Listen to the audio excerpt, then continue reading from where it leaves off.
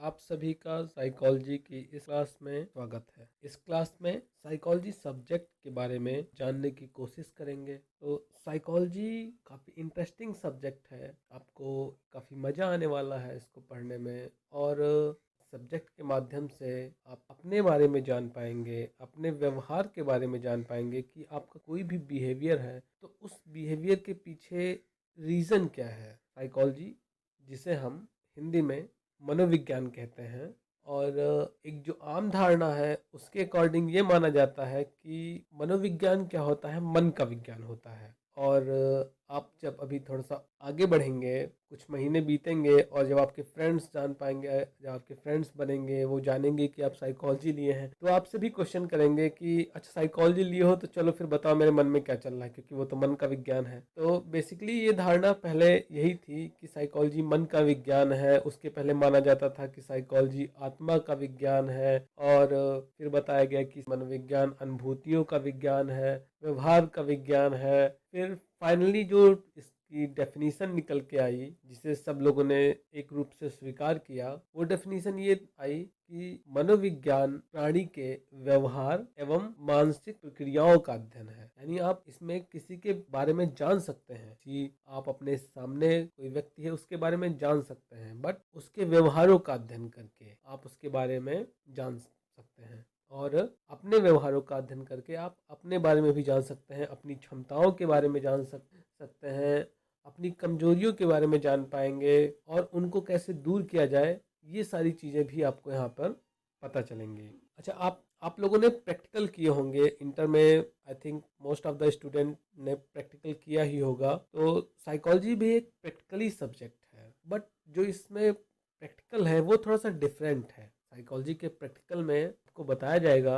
आपको ये सिखाया जाएगा और आपको करवाया भी जाएगा कि आप अपने आईक्यू को मेज़र करें। कैसे आप अपने आईक्यू को मेज़र करेंगे, कैसे, और उसके थ्रू आप जान पाएंगे कि आपका आईक्यू लेवल कितना है, आपकी बुद्धि लब्धि कितनी है। इसके साथ साथ और भी बहुत सारे ऐसे टेस्ट हैं जिनके थ्रू आप अपनी पर्सनालिटी के बारे में जान पाएंगे। जैसे कुछ बच्चे होते हैं जिनको फ्रेंड्स बनाना अच्छा लगता है, उनको पार्टीज़ में जाना अच्छा लगता है, लोगों के साथ उठना बैठना अच्छा लगता है सोसाइटी में। तो ऐसे बच्चों को हम एक्सट्रोवर्ट पर्सनालिटी की कैटेगरी में रखते हैं, अर्थात बहिर्मुखी व्यक्तित्व वाले व्यक्ति मानते हैं। और इसके अपोजिट कुछ बच्चे ऐसे होते हैं जो अपने में ही रहना पसंद करते हैं, लोगों से मिलना जुलना नहीं पसंद करते हैं, वो फ्रेंड्स बनाना उनको नहीं पसंद है, उनके पास गिने चुने एक दो फ्रेंड्स होते हैं। तो ऐसे बच्चों को हम इंट्रोवर्ट या अंतर्मुखी व्यक्तित्व का मानते हैं। तो ये सारी चीज़ें आप जब साइकोलॉजी सब्जेक्ट को पढ़ेंगे और प्रैक्टिकल करेंगे तो आपको वहाँ पे पता चलेंगी। इसके साथ साथ इसमें सब एक बहुत ही इंटरेस्टिंग और बहुत ही यूज़फुल प्रैक्टिकल भी है। वो है आपका एप्टीट्यूड टेस्ट। आपके एप्टीट्यूड टेस्ट हुए, इंटरेस्ट टेस्ट हुआ, ये सारे टेस्ट साइकोलॉजी के अंतर्गत आते हैं। अब इस टेस्ट का यूज़ क्या है, तो आपने देखा होगा कि आप में से भी बहुत सारे बच्चे ऐसे होंगे जो नहीं जान पाते कि वो किस फील्ड में अच्छा कर सकते हैं, या उनका इंटरेस्ट किस फील्ड में है, और उन्हें किस फील्ड में जाना चाहिए। तो बेसिकली जो ये एप्टीट्यूड टेस्ट है, जो अभिरुचि परीक्षण है, उसके द्वारा हम यह जानते हैं कि बच्चे की रुचि किस फील्ड में है, वो किस फील्ड में अच्छा कर सकता है, वो चीज़ हम यहाँ पर जान सकते हैं। और इसकी मदद से फिर हम उस बच्चे को जिस फील्ड में वो अच्छा कर सकता है उसका हम सुझाव दे सकते हैं। अब बात करते हैं कि as a career point of view, in future आपको साइकोलॉजी सब्जेक्ट पढ़ने से क्या क्या बेनिफिट है, मतलब साइकोलॉजी की स्कोप क्या क्या है, आप आगे इस सब्जेक्ट के थ्रू क्या कर सकते हैं। जो बच्चे बीएड करना चाहते हैं उनके लिए भी साइकोलॉजी बहुत इम्पॉर्टेंट है, क्योंकि अगर आप बीएड कर रहे हैं तो उसमें भी पेपर्स होते हैं साइकोलॉजी के, और प्रैक्टिकल भी होते हैं। इसके साथ साथ अगर आप सीटेट या टीटी की तैयारी करेंगे तो उसमें भी साइकोलॉजी के एक पेपर होते ही होते हैं। तो जो सीटेट और टीटी के एग्ज़ाम में जो साइकोलॉजी पूछा जाता है वो तो बेसिकली आपका, जो आप इस ईयर फर्स्ट ईयर में जो आप लोग पढ़ेंगे जनरल साइकोलॉजी, उसमें से ही मोस्ट ऑफ द क्वेश्चंस आते हैं। तो अगर आप लोग मन लगा के इस सब्जेक्ट को पढ़ते हैं तो आपके मोस्ट ऑफ द क्वेश्चंस वहाँ पर सही होंगे। इसके अलावा आप मेडिकल लाइन में जा सकते हैं, आप हॉस्पिटल्स में एज ए काउंसलर वर्क कर सकते हैं, और आप अपनी भी क्लिनिक खोल सकते हैं, एज ए काउंसलिंग सेंटर खोल सकते हैं।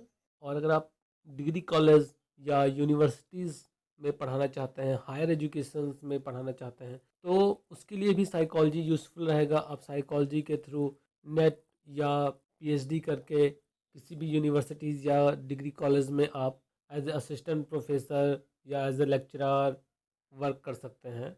आप रिसर्च की फील्ड में जा सकते हैं। और जो आजकल सोसाइटीज़ में जो प्रॉब्लम्स हो रही हैं, जो आप देख भी रहे होंगे कि आए दिन पेपर में कहीं ना कहीं सुसाइड के केसेस निकल के आ रहे हैं, डिप्रेशन के केसेस निकल के आ रहे हैं। तो ये सारे जो चीज़ें हैं, एंजाइटी हुआ, डिप्रेशन हुआ, मूड डिसऑर्डर्स हुए, ये सारी चीज़ें साइकोलॉजी से जुड़ी हुई हैं।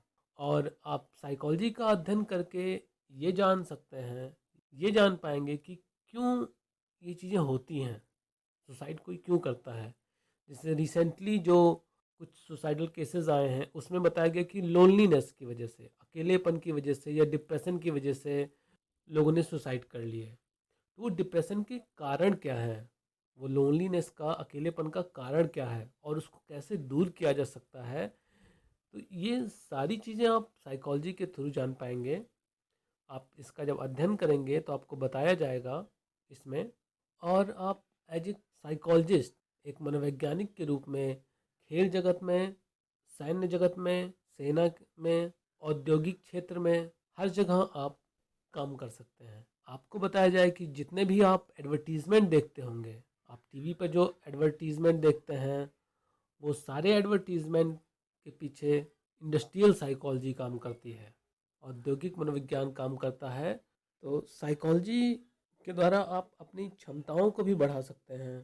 तो बेसिकली आपको अगर अपनी कैपेसिटीज़ को बढ़ाना है, अपनी क्षमताओं, अपनी कमजोरियों के बारे में जानना है, तो उसके लिए सबसे ज़रूरी चीज़ है कि हम अपने बारे में जानें।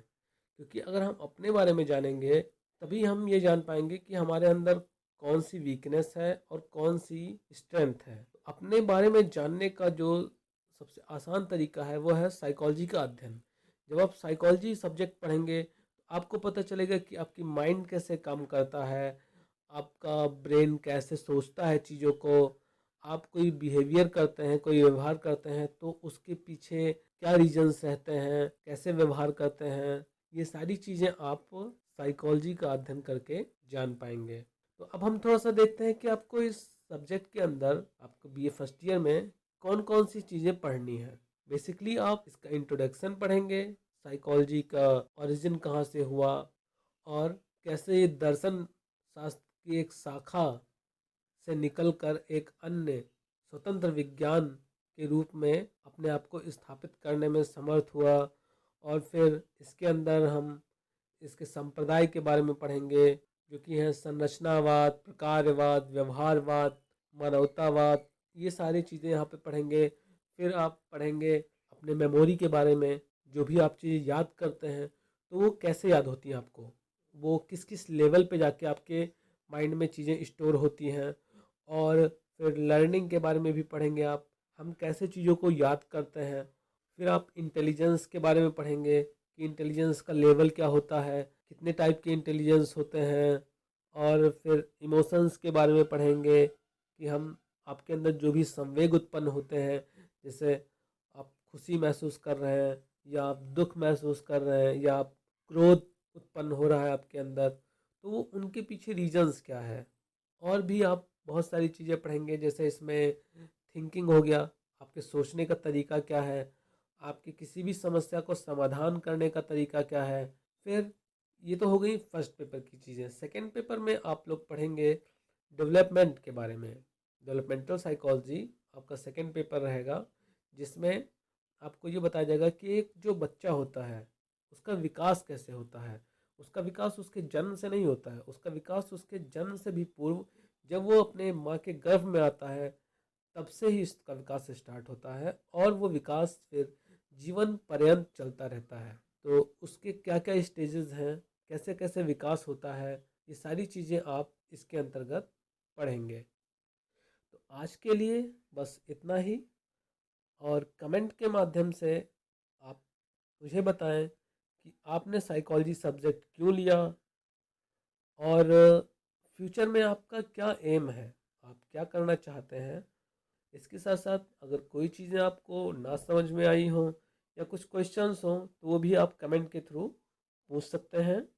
और नेक्स्ट क्लास में हम इसके ओरिजिन के बारे में पढ़ेंगे कि साइकोलॉजी की उत्पत्ति कहाँ से हुई, और उसकी परिभाषाएं, उसकी प्रकृति के बारे में हम अध्ययन करेंगे।